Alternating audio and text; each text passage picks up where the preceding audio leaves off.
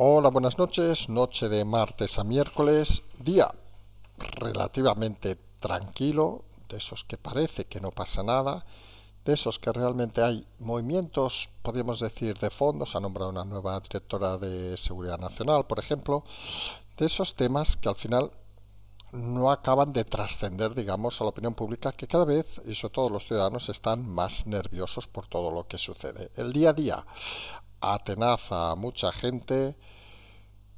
Los cambios, por ejemplo, que ha habido para los cobros de Hacienda, etcétera, etcétera, pues ponen, más los datos que hemos leído las últimas horas sobre que España se convierte en uno de los países más pobres de la Unión Europea, pues parece que nos llevan a una situación cada vez más compleja y algunos que parece que viven, como el presidente, en Marte o en otros lugares. Vamos a empezar hablando del presidente Sánchez, luego nos iremos a esos movimientos que, como decíamos anoche, parecen de acercamiento de Feijóo a Ayuso, con ese nombramiento de Tellado como nuevo portavoz en el gobierno y la degradación de Bendodo, aunque le hayan dado un cargo. Luego nos iremos a esa decisión que nadie duda que iba a ser así, del PSOE y Sumar, de rechazar los informes sobre la ley de amnistía en el Congreso. Iremos también a hablar de ese famoso verificador, que nadie sabe quién es, de esas conversaciones Estado-España-Cataluña. Luego a esas cosas que nos recuerdan un poco la Cataluña, esa catalanización del resto de España con el nombramiento de la hermana del ministro como nueva 3 de justicia. Algunos dirán, tiene mérito, tiene currículum, ya, pero queda un poco así extraño, vamos a decirlo simple y llanamente de esa manera. Luego esas declaraciones de Llarena, en un premio que le han otorgado, que donde dice una cosa muy evidente: la democracia no puede asumir que no todos somos iguales ante la ley. Seguiremos con jueces hablando de ese embargo del Reino Unido de 800.000 euros a España por el tema de las renovables, y acabaremos haciendo un poco una explicación de un tema que seguramente a más de uno le va a parecer, no le va a gustar, vamos a decirlo así. Lo hemos dejado para el final porque no quiero oírlo, pues puede irse antes, que es esa sacralización, vamos a decir, que se está haciendo de las manifestaciones de Ferraz, que algunos no acabamos de entender. Es decir, esa que está muy bien, que cada uno puede rezar lo que quiera, más faltaría, pero se está vinculando prácticamente todas esas manifestaciones a un tema religioso, y esto, pensamos, no va de religión. Lo decimos con toda la claridad. Cada uno es libre, obviamente, de rezar lo que quiera, donde quiera, más faltaría. Este país se puede hacer lo que cada uno le dé la gana, pero pensamos que esto al final nos recuerda, salvando las distancias, obviamente, que cuando hay algo no organizado, los más organizados acaban llevándose toda la fuerza. Y explicamos hace muchos años, recordarán porque lo hemos repetido en más de una ocasión, aquellos sucesos de la Plaza Tahrir de Egipto, del Cairo, y luego las sucesiones que pasó en Libia, en aquella primavera árabe, que fue una cosa espontánea, vamos a decirlo así, de gente normal, gente ordinaria, como decíamos el otro día, y que luego se convirtió en una lanzadera de los movimientos yihadistas musulmanes, porque eran los únicos organizados en aquel momento. La desorganización pues llevó a lo que llevó. Y obviamente, salvando las distancias, se nota que estamos delante de un movimiento espontáneo porque está totalmente desorganizado, y aparecen unos señores, con todo el respeto, que lo están vehiculando a lo suyo, que es a rezar el rosario pues cada noche. Cosa que, como decimos, miren, cada uno puede rezar lo que quiera, que ya saben que en ese no somos de ese gremio, pero que se patrimonialice todos esos actos solo con esta tendencia, pues nos parece un craso error, porque implica de que para eso mejor que desaparezcan. Y eso es darle la razón a Sánchez por enésima vez. Lo hemos dejado para lo último porque creemos que es el tema más polémico seguramente de la jornada de hoy. Y decíamos, empezamos hablando del presidente Sánchez, que recordarán que hoy tenía esa cena en Europa a la que en principio no le invitó Macron. Él dijo que tenía problemas de agenda. Yo ya he desvelado cuáles eran los problemas de agenda.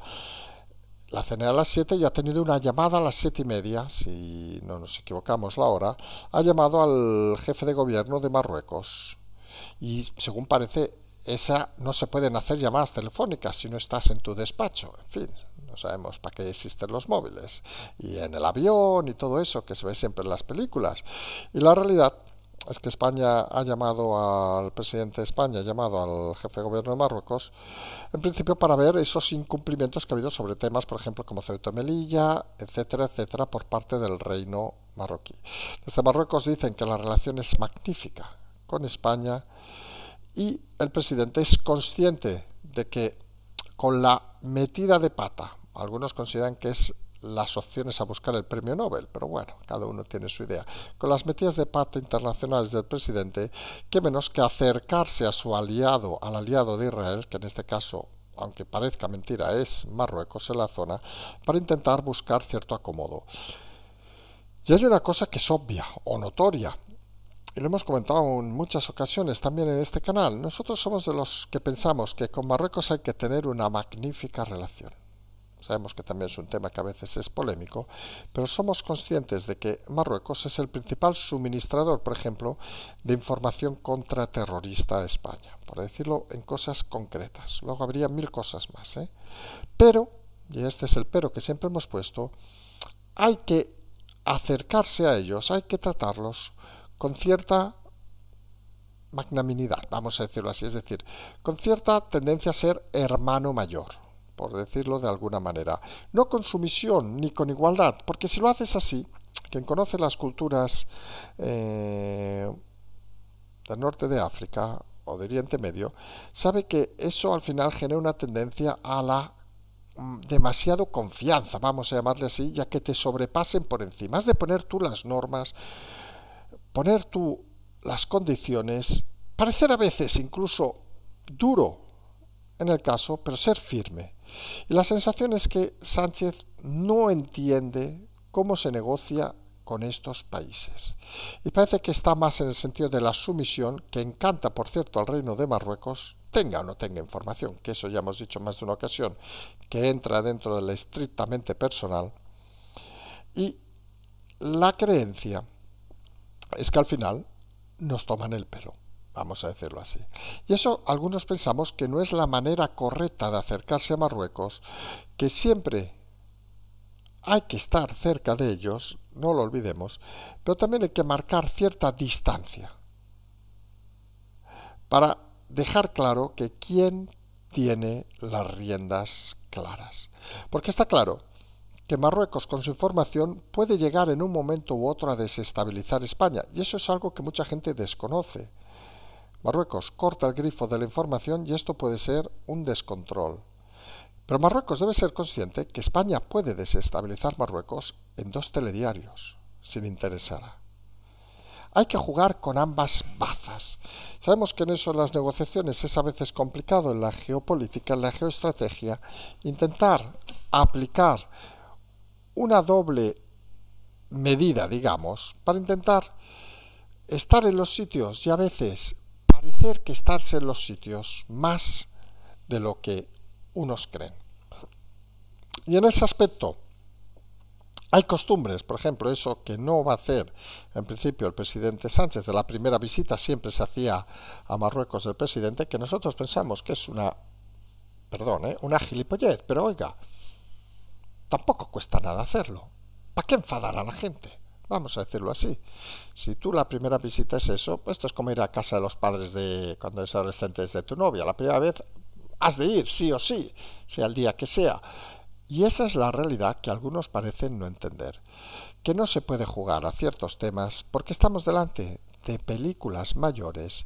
Y aquí es tan importante lo que haces, lo que dices, como cómo actúas. Y vamos a ver si esa imagen que pretende proyectar Marruecos de una gran amistad con España se plasma en la realidad o se plasma más en esa sensación de los tenemos aquí, están comiendo en nuestra mano, vamos a intentar que sigan de la misma manera. Son maneras diferentes de enfocar las cosas, pero hay que hacerlo así.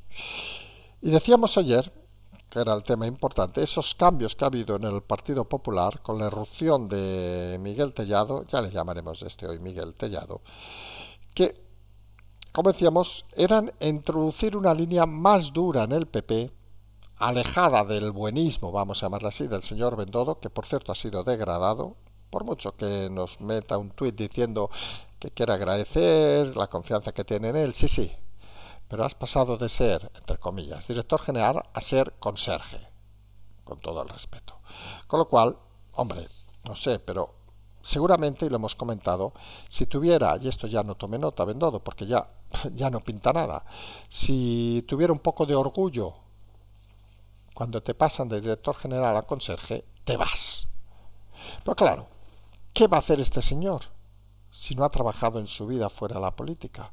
Que ese es uno de los grandes problemas que tenemos en la política española. Decíamos que el diputado Tellado, pues es un diputado que jugaba mucho con ciertas expresiones. Le gusta utilizar la palabra prostituir, como en este canal, curiosamente, nada que ver con nosotros, obviamente, no lo conocemos, pero es cierto que infringe miedo al opositor, vamos a decirlo así. Y eso, ahora mismo en el escenario del PP de Feijóo, es positivo. Decíamos desde hace semanas que el PP tenía que hacer un cambio radical, un cambio a no parecer los tontos del barrio, que es lo que representaban con todo el respeto la Cuca, el Bendodo y aún el Borjita, y introducíamos muchas veces a Tellado en ese grupo, pero realmente lo que estamos viendo en las últimas horas, de cosas antiguas obviamente, es que Tellado no juega a ese juego. Tellado es como ha recordado hoy el diputado del bloque, con unas palabras muy marrulleras, vamos a decirlo así, pero a los que nos gusta el barro y estas cosas, meternos en barrizales y tal, disfrutamos de estas cosas, pues nos parecen un personaje cuanto menos interesante. Le ha denominado mamporrero, todo hay que decirlo. Quien quiera y no sepa lo que es mamporrero puede ir al diccionario a buscar exactamente lo que significa mamporrero. Ha llamado a Tellado y ha dicho que el PP pasa de gamarra a macarra. El diputado del bloque, que debería haberse preocupado de negociar algo en vez de hacer el idiota, pues pone en el escenario, con sus palabras, pues que no ha gustado nada el nuevo portavoz en el Congreso del PP. Y eso, para el PP, es bueno. Vamos a decirlo así. Esto, salvando distancias, obviamente, es como decir que Sánchez nos escucha cada noche y está encantado con nuestro programa. Pues sería muy malo. Recuerden, Sánchez, cuando salvaba al soldado Casado, en su momento, estaba encantado de la vida. Y con Feijóo ha habido momentos que está encantado de la vida, excepto cuando le toca debatir con él. Porque la debilidad que ha mostrado el PP, la incompetencia que ha demostrado el PP, pues tiene en un momento u otro que moverse. Y fíjense, ¿a quién critica el Partido Socialista y todos los partidos del grupito amiguitos de los socialistas? A Ayuso. ¿Y qué resultados saca Ayuso? Aglutina todo aquello que no tiene que ver con el PSOE. Y amigos. Y esa es la idea, la tendencia con el cambio en la portavocía del Partido Popular, con la irrupción de Tellado. Pasar una línea más dura, acercarse, en cierta manera, Feijóo a Ayuso. Ha nombrado también gente cercana a Ayuso en su entorno más primario, digamos. Y todo parece indicar que Feijóo empieza a darse cuenta de que el camino no es el de Moreno, por el cual tenía a Bendodo, no es el de Moreno. El camino es el de Ayuso. Una oposición firme, una oposición que ya veremos, porque recordemos esa frase desafortunada de Tellado, que dijo algo así como había que a los vecinos, había que remenar los buzones y sacar las papeletas de Vox y tirarlas a la papelera, en fin. Nosotros pensamos que juega a provocador en aquel momento y le funcionó. Hablamos de Galicia, obviamente.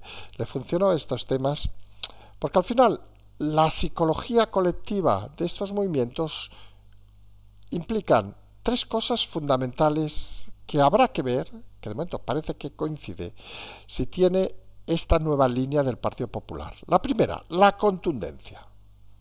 La contundencia es fundamental porque estamos en una situación complicada donde la democracia está siendo muy estirada, vamos a ser finos y delicados, y donde hay que ser contundentes. Obviamente, la firmeza es fundamental. No se puede mantener un discurso y a los 20 minutos cambiarlo por lo que hayan dicho o porque utilizas palabras equivocadas. Algo, por cierto, muy habitual en la comunicación del PP en las últimas semanas y meses y antes de las elecciones. Hay que tener un discurso claro, hay que tener un discurso directo, hay que tener un discurso que la gente entienda. Una cosa entendemos fundamental, y esto en política a veces no se entiende, se lo podrían decir al ministro Puente, por citar a alguien, que luego hablaremos de su familia, el humor. Pensamos que esa socarronería, que por ejemplo sí que tiene Feijóo en algún momento, es fundamental para encajar con los ciudadanos. Que saben que a veces explicamos chistes. Bueno, saben que ninguno, que somos muy aburridos, pero nosotros nos dedicamos tampoco a esto. Pero el humor es fundamental en la política actual, sin llegar a los extremos, obviamente, de la mala educación. Es un límite a veces complejo de entender, pero donde hay que intentar llegar. Y parece que la filosofía de este cambio en el PP va con esas líneas, porque seamos sinceros, parece que Bendodo no es, con todo el respeto, y vamos a tirar de tópico, el andaluz de los chistes, no. A lo mejor en la intimidad es súper cachondo, pero no parece que sea la persona más simpática. Mientras que Tellado tiene ese recochineo, que podríamos decir, esa retranca, que eso a veces funciona. Vamos a ver si esos cambios que está lanzando el PP se manifiestan los próximos días con un giro en las manifestaciones y en la forma de articular todo lo que está por delante, porque nosotros insistimos, el partido está totalmente en juego y hay que mantener la tensión sin pausa durante todo este periodo, porque no estamos delante de unos momentos precisamente tranquilos, y lo peor que podía hacer el PP era refugiarse en los Bendodo, los Borjita o los Cuquita y hacer lo mismo que han hecho todos estos meses. Y este giro, que ya veremos hasta dónde llega, a ver si se incorpora nueva gente o no, parece que es necesario para intentar mantener la tensión y las posibles opciones de Feijóo. Feijóo al final es como esos cadáveres que tienen más vidas que Sánchez, lo cual ya es jodido de decir, pero este movimiento al menos le da cierto aire y cierta capacidad de respirar. La proximidad además con Ayuso, pues parece una maniobra inteligente. Feijóo no puede separarse de Ayuso y ya veremos en el caso catalán, que saben que tiene esa bronca con Alejandro Fernández, si también se mantiene Alejandro Fernández, aunque también habría que poner aquí a alguien que gestionara, porque significaría una apuesta decidida por un cambio en la estrategia de Feijóo. No ha seguido la línea Moreno, vamos a decirlo así, ha tirado de la vía propia, de la vía que le da más confianza, que es la vía gallega, apostando por centrarse en la persona que más le puede aportar en el resto de España, que obviamente es Ayuso. Nosotros siempre hemos comentado que en una hipotética lucha entre Moreno y Ayuso, pues no hay color. El perfil de Moreno quizá funciona bien en Andalucía, pero hay que buscar un perfil que se adapte a todas las comunidades del país. Y en ese aspecto parece que es mucho más influyente Ayuso que Moreno.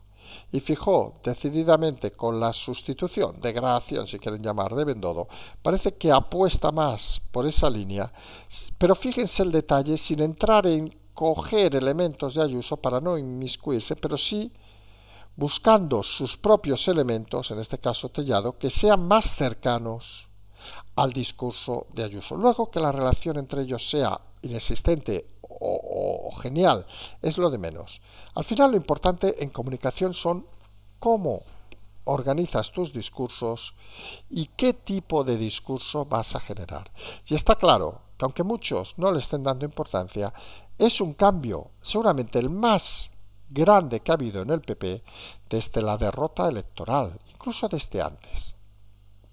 Ha tardado meses Feijóo en hacerlo, algunos nos decían que nos ha escuchado, no sabemos si nos ha escuchado o no, pero lo que está claro, que le da cierta vida, no diremos aquello como la canción, vida y esperanza, eso ya lo veremos, pero ahora ha de confirmar que no son solo unos cambios de cromos, sino que son decisiones de calado.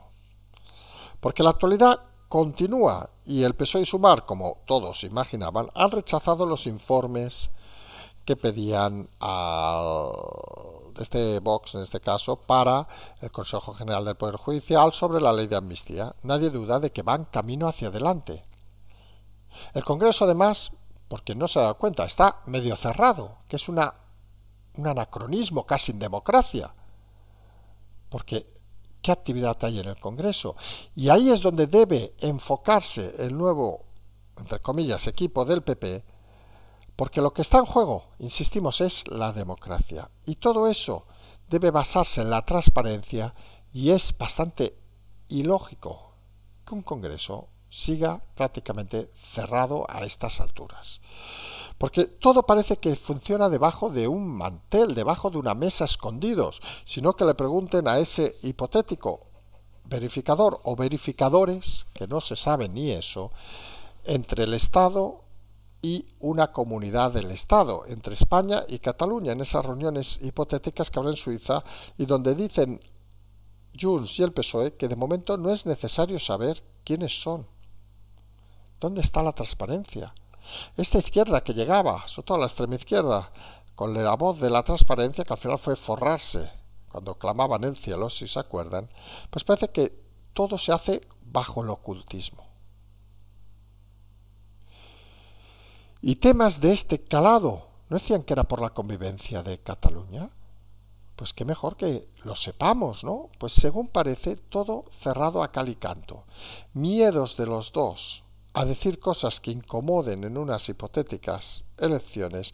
La realidad, se está negociando el referéndum y algunos consideran que lo de Sánchez ya no solo no clama al cielo, sino parece que se excede bastante más de lo habitual. Además, está adoptando el gobierno esas cosas que nosotros denominamos la catalanización de la política española, que una de las cosas fundamentales en Cataluña, recuerden, era la familiaridad. Es decir, tú te colocabas al cuñado, al marido, al hermano, etcétera, etcétera, etcétera. Hay casos flagrantes en Cataluña que era algo habitual. En el fondo es la estructura familiar trasladada a la política. Pues esto empieza también a llegar a Madrid. La hermana del ministro Óscar Puente, que este sí que podríamos decir, no sabemos, de Gamarra Macarra, este casi sí que jugaría la película de Torrente, pues número 3 del Ministerio de Justicia. Alguno dirá, es que es directora general, sí. Pero estamos en esas historias de nepotismo que parece que no cuadran con los orígenes, digamos, del socialismo, todos iguales, etcétera, etcétera, etcétera, etcétera. Aquí parece que lo importante es tener a la familia colocada. Recordemos la influencia de la madre en esta familia, una socialista de estas de abolengo. Y la realidad es que todo queda en familia. No hay otra manera de explicarlo. Todo queda en familia. Colocada la familia de Puente, las cosas, pues oiga, pues imagínense, siendo además el personaje la tal Sofía Fuente, tiene bloqueado a todo Dios, nosotros no sabíamos ni quién era y hemos ido a mirar su perfil y ya estábamos bloqueados. Bueno, vaya usted a saber si un día nos metimos con su hermano. Vete a saber, cosas que pasan. A todo esto, pues sigue habiendo esas comunicaciones que nosotros diríamos habituales. Hoy ha sido Llarena al recibir un premio que ha dicho algo básico, pero que creemos que son los mensajes que hay que trasladar para introducir en la cabeza de todo el mundo, sobre todo de aquellos que siguen creyendo en Sánchez. La democracia no puede asumir que no todos somos iguales ante la ley, porque eso al final es la clave. Recuerden que siempre hemos dicho en este canal que la democracia se basa en que todos tengamos las mismas oportunidades. Y a día de hoy en este país está claro que si es el hermano de Puente o hijo de la señora esta socialista, pues tienes más opciones de colocarte que si eres hijo de un minero, aunque no existan mineros, por decirlo claramente, o de un electricista. Esa es la triste realidad actual. Y que tengan que venir a explicarte esas cosas básicas como un elemento diferenciador, es que las cosas no van bien. Y fuera sigue ese movimiento, vamos a decirlo así, de presión, vamos a decirlo así. Hoy un juzgado británico de humillación de España ha embargado 800.000 euros, si no nos equivocamos nuevamente del Cervantes, a España por las deudas de las renovables. En fin, quienes hayan... Hoy comentamos, por cierto, un artículo de un chico que tenía 20 años, que había montado una tienda, creo que era en Ferrol, curiosamente decía que nunca más volverá a ser autónomo, que quería estudiar en oposición porque se había arruinado y no sé qué. Ha salido mucha gente comentando ese artículo diciendo que efectivamente mejor trabajar de lo público porque tal nos vamos a quedar sin gente que ingrese en este país. Y quienes ingresan saben, esto los embargos, por decirlo así de claro, que habitualmente cuando te embargan es porque no tienes nada. Si tú tienes, en general, obviamente, pues pagas la deuda. No quieres llegar a exponerte a un embargo, porque incluso te da mala imagen, etcétera, etcétera, etcétera. Hombre, que España no pague esa deuda, la haya generado quien la haya generado cuando hay una sentencia judicial, y llegues a que te embarguen centros de España, transmite una imagen de España bastante triste. Y en comunicación, nunca lo olviden, a veces simplemente hay que ligar historias, contrainformar, como hemos explicado en muchas ocasiones, para que el camino diverja hacia otro destino. Y a España, si le suman, fíjense el detalle. Ruptura de la democracia. Gente de Estado quejándose por todos lados, jueces, fiscales, economistas de Estado, etcétera, etcétera, etcétera. A todo eso, errores en política internacional como lo de Israel, amigos de terroristas. Súmenle ahora que nos embargan centros españoles. No sé, ustedes se ponen, voy a hacer una estadística de inversión extranjera de España que ha caído en picado, ustedes se ponen como inversor de Indonesia o de donde se dicen, coño, qué país más raro, la democracia, inseguridad jurídica a tope. A los que roban los dejan en la cárcel. Los dejan libres, perdón. Mete unos pollos internacionales de narices. Lo defienden terroristas. Coño, y les embargan. ¿Voy a meter yo un duro en este país? ¿En España? Anda, va. Y esa es la realidad. ¿Qué es lo que los políticos no entienden? Porque no han tenido vida más allá de la política. Estos pequeños detalles son los que hacen que las cosas no vayan bien. Y decíamos que íbamos a dejar para lo último las manifestaciones de Ferraz. Hoy nos hablan de unas 1.000, 2.000 personas que se están, no sabemos si es la palabra correcta, patrimonializando con el tema del Rosario Allende de unas detenciones que hubo ayer. Y nosotros vamos a explicar una historia para que vean qué es la contrainformación nuevamente con un ejemplo práctico.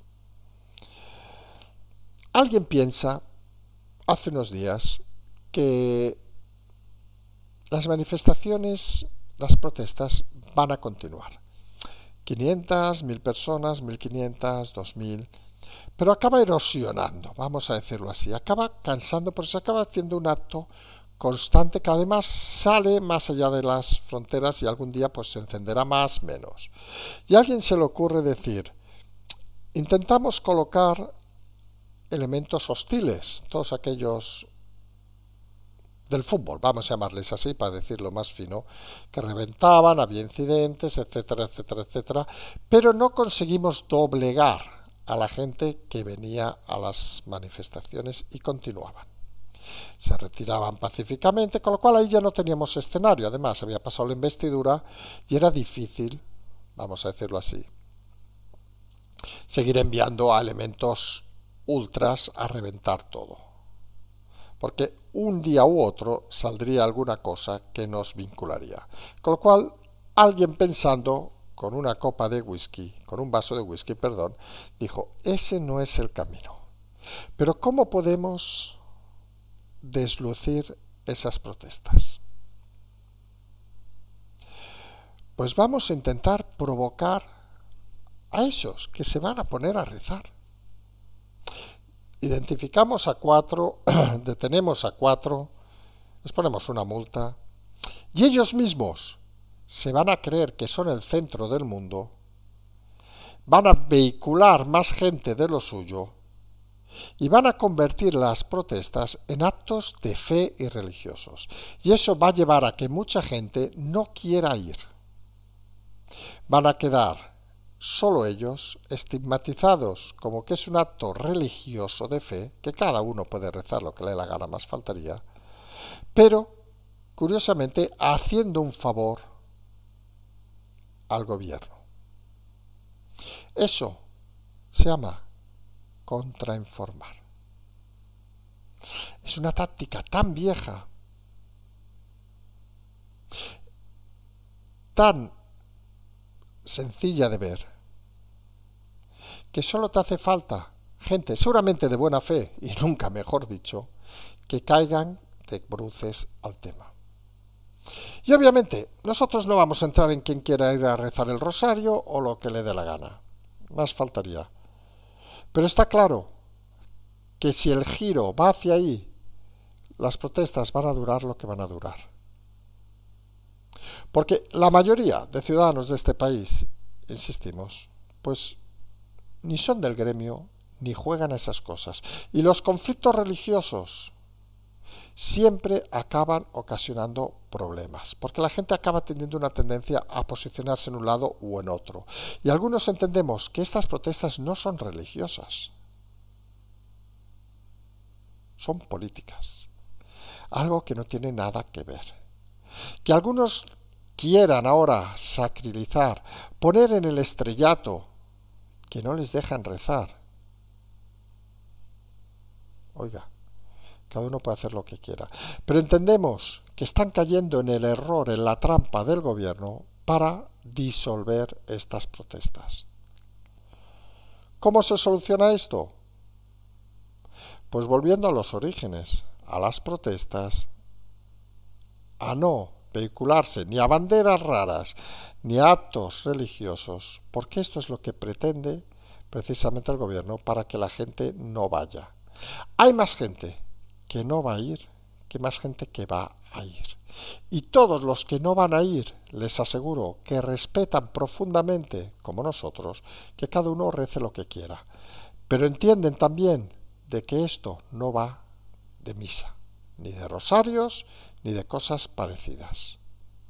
Explicábamos en el principio del programa, y lo vamos a hacer rápidamente para acabarlo, que era una cosa obvia lo que pasó en el tema de la primavera árabe, que al final los más organizados, y obviamente en esas protestas lo que se está viendo es que hay desorganización, y lo más organizado, curiosamente, eran los que iban a rezar, aunque fueran 5 al principio, o 25.